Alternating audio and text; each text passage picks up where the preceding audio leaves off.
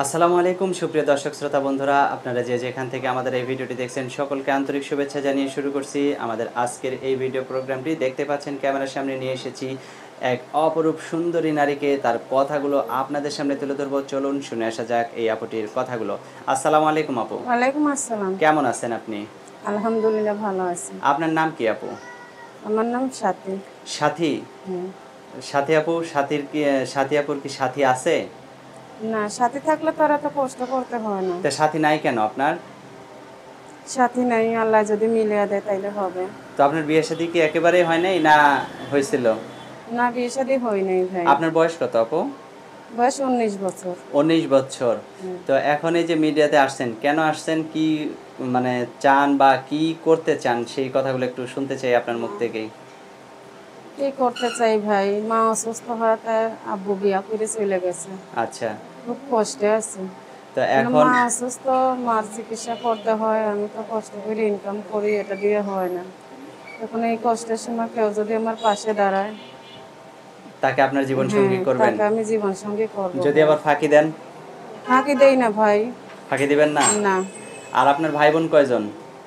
একটা ছোট ভাই আছে। একটা ছোট ভাই আছে। হ্যাঁ। আর আপনি আপনি বড় তো নাকি? হ্যাঁ, আমি বড়। আর আপনার এর বাবা? জন্যই তো এত সমস্যা। বাবা বিয়ে করে চলে গেছে মা অসুস্থ হওয়ার পরে। আর আপনি কোনো কাজ বাজ করেন? আমি কাজ করি ভাই। কি কাজ করেন আপনি? আমি সেলাই মেশিনের কাজ জানি, কিন্তু একটা মেশিন কিনতে 7-8 হাজার টাকা লাগবে, তার জন্য আমি কিনতে পারি না।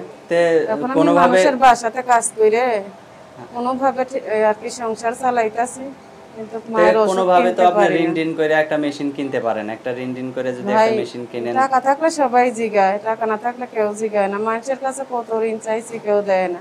কেউ দেয় না? দেয় 500 টাকা দিবে, 200 টাকা দিবে, ও, কিন্তু এরকম। বেশি ঋণ বেশি দিবে না ঋণ কেউ? দিবে না, আচ্ছা ভাবে যে ইনকাম করতে পারে না, এরপরে এটি আর টাকা দিতে পারবে না। আচ্ছা, তো এখন তাহলে আপনাকে যদি সেরকম কেউ একটা মেশিন কিনে দেয়, আপনার আর কোনো সাহায্য সহযোগিতা লাগবে না তো নাকি? মেশিনটা দিয়ে আপনি চলতে পারবেন? মেশিন দিয়ে চলতে পারবো ভাই, তারপরও তো একটা জীবন সঙ্গীর দরকার আছে। হ্যাঁ, অবশ্যই।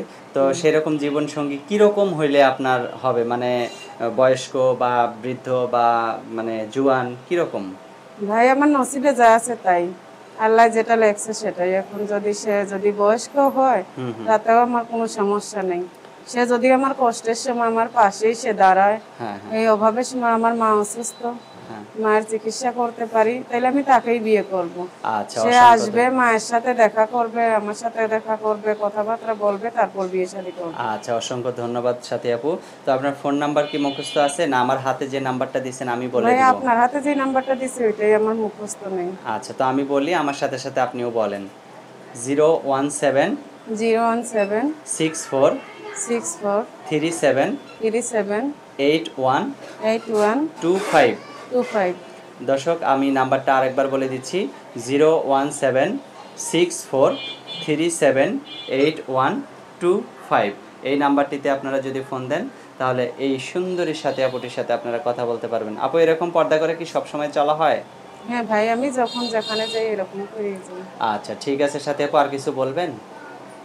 আচ্ছা ভাই, যদি কারো ভালো না লাগে কেউ বাজে কমেন্ট করেন না, এটুকুই বলি। আর যদি ভালো লাগে তাহলে আমার পাশে দাঁড়াবার চেষ্টা করবেন, কেউ অন্য কোনো কথা বলবেন না। আচ্ছা, ঠিক আছে সাথী আপু, ভালো থাকবেন। প্রিয় দর্শক, আপনারাও ভালো থাকবেন। দেখা